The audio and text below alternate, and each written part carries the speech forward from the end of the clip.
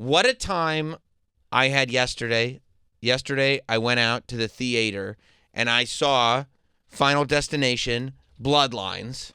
I was very, very excited about this. Yeah, I put my finger up for the Tribal Chief, Final Destination, Bloodline. I was very excited about this because I love the Final Destination series.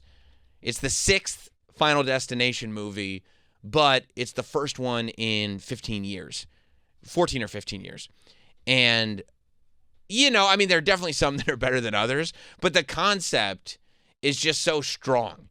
And every movie starts the exact same way. The concept is that there is an insane, elaborate death to start the movie. Like ridiculously elaborate that a bunch of people die in. And then after you see the whole death scene, you realize it was somebody's premonition and they're back to the start of it. And they try to escape it and try to get a bunch of people to escape it with them. Usually like 8 or something like that. And then those 8 people escape it. They go, what are you, crazy? What are you talking about? That's not going to happen. And they watch the thing that the main character just had a premonition for happen in front of their face. So everybody else dies. Then Death gets upset because those 8 people escaped the plan that Death had for them. And slowly but surely, Death comes and kills all of them. That's the premise of the movie. Can I ask a question? Yeah. Because I have not seen all the Final Destination. They're all amazing. Have they ever gone into, like, the lore of, like, who, like... Okay. This is a great question. Okay. Because, not really. Like, really, the first 2 are connected. 3 and 4, Tony Todd is not even in them. Right. Right, because Tony Todd, who is, like, an iconic horror actor, he played Candyman. Like, you'd know him if you saw his face. Is he in this one? Yes. They got him before. Yes. Okay. So he plays the mortician who gives the kids advice, but he's not in 3 and 4, which sucks. And they're not necessarily 3, 4, and 5 are not even necessarily connected. It's just the same kind of thing is happening. And so no, up until then, they hadn't really gone into lore. Into, like, the why is this happening? Other than the fact that... Who is doing it? It's Death. No, but I mean, like... Death is doing it. How is that explained? Like... And so it would explain it, well, you had a premonition. Sometimes people have those. And you cheated Death, and now Death is pissed. That's how Death works. Okay. And by the way, Death is a fabulous queen who just makes these deaths as elaborate. Death is a theatrical bitch.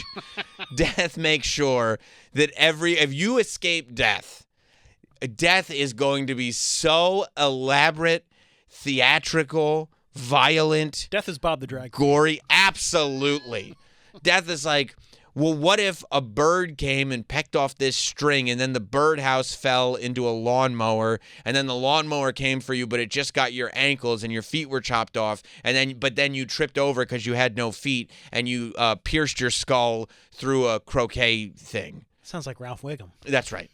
And then, right. So, I mean, but that's what the franchise is known for, Sure. The most insane, elaborate deaths. You don't go in there thinking, well, this could never happen. No.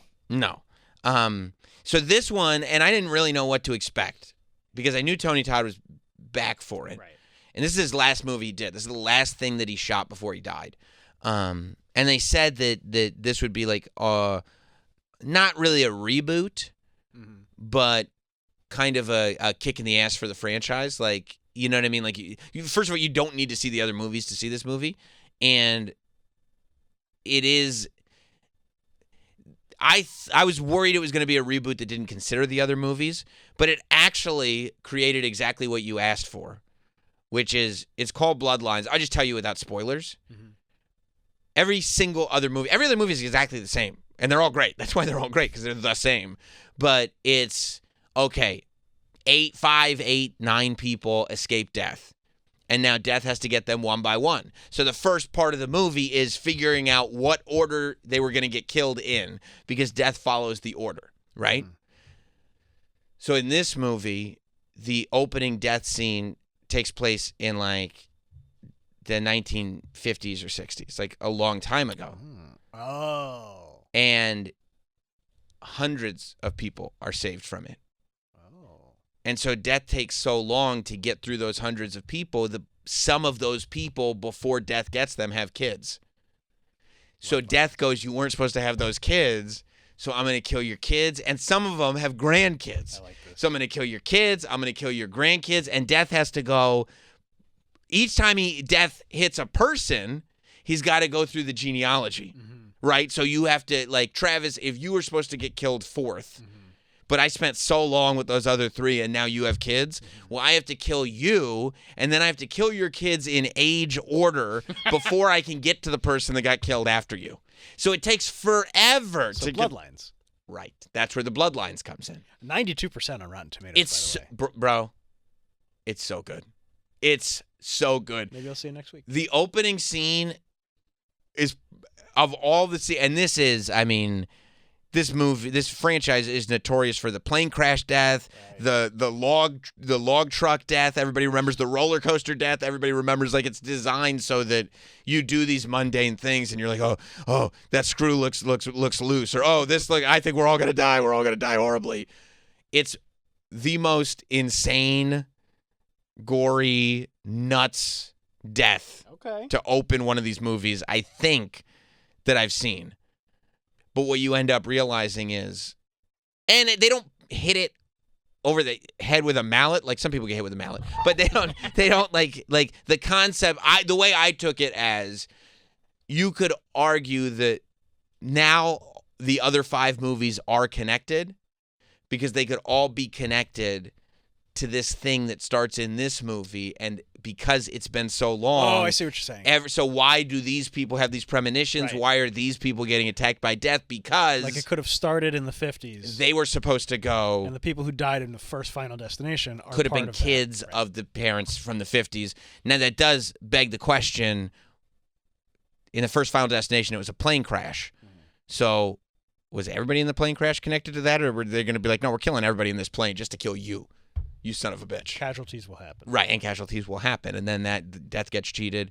So that's where I felt like everything was connected, but it's so fun because you know what this movie is, right? You go into the opening scene, and they're like, hey, they built a restaurant that's in the sky. You take an elevator to get up there, and it's like 30 stories up.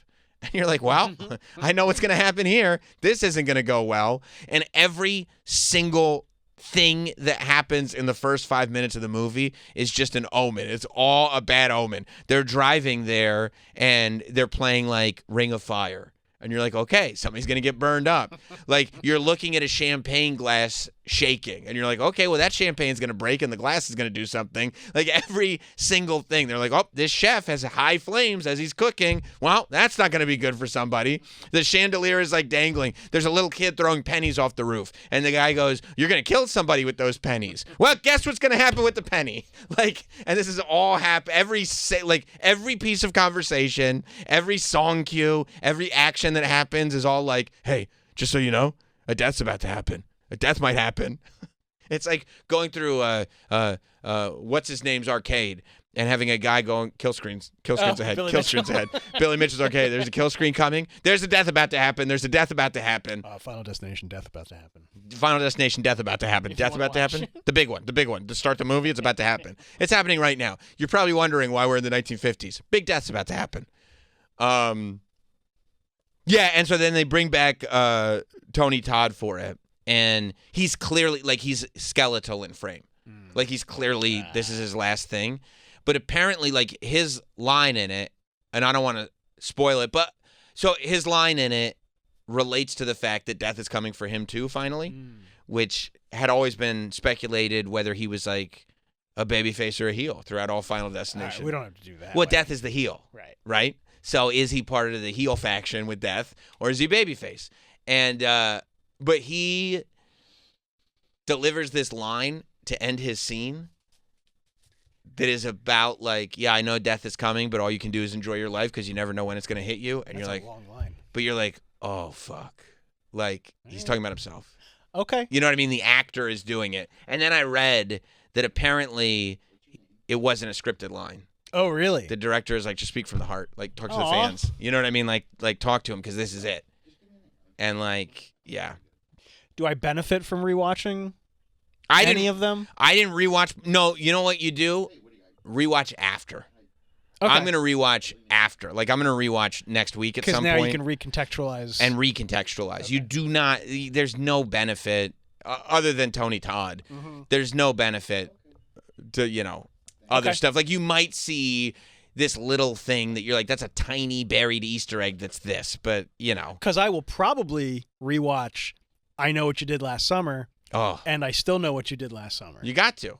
Well, I mean, I rewatch those every year anyway, so I don't know what difference it would make.